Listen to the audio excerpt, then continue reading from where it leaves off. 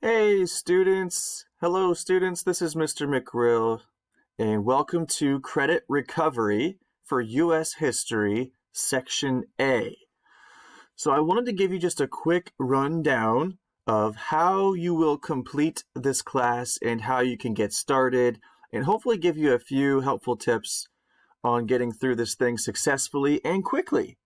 So just take a few minutes and follow along with me as best you can, and hopefully this will be helpful to you. So here we are on the home page, and you can see that my email address is right there in the middle and my phone number. So if you ever do need to get a hold of me, if you need any help or assistance moving through this course, if you get stuck on a particular module or lesson, you can always reach out to me through those means. You can see I also am holding open help sessions. So these would be in big blue button.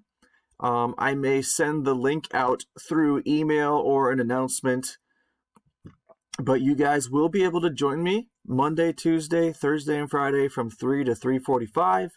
Or on Wednesday, I do have a half-hour time slot if anybody needed help on a Wednesday from 1:30 to 2.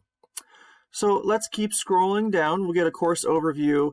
So in this course, you guys will be working independently every week. And that is really the key right here, folks. And Wednesdays, since they are asynchronous, there's no live class on Wednesday, that would be a perfect day for you guys to spend some time working on this credit recovery course. Now, how this works is you're going to take a module pretest. There's 4 modules in this course that you have to complete. So you're going to take the pretest first. If you score over 60% on the pretest, then guess what? You get to skip that module and move on to the next module, where you'll take another pretest.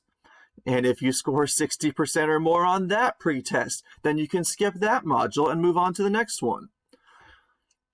Now, if you score less than a 60% on the pretest, then you'll just need to review the lessons and the short quizzes within that module. And once you have gone through the lessons and the quizzes, then you're going to take that same test again. This time it's called the module exam, but it will be the same questions that you saw in the pretest. So that helps you out. You'll take the module exam, and you will need to score a 60% or more on that module exam to move on to the next module. Now, the only assignments that count for a grade are the module pretest or the module exam and the semester exam, which you'll take at the end of this course. The due dates are listed for the module exams. I do have due dates listed on them. Those are just to help you stay on track so you get through the course on time. You can always work ahead of that, but those are just kind of some signs to help you keep in mind how quickly you should be working through the course to complete it on time. And please remember to contact me with any questions. You can call, text, or email. All right, you can see my live help schedule right here, listed right there, so you can see what times I'm available each day if you need some assistance. All right, let's go to the modules page. That's where you're going to find all of your coursework.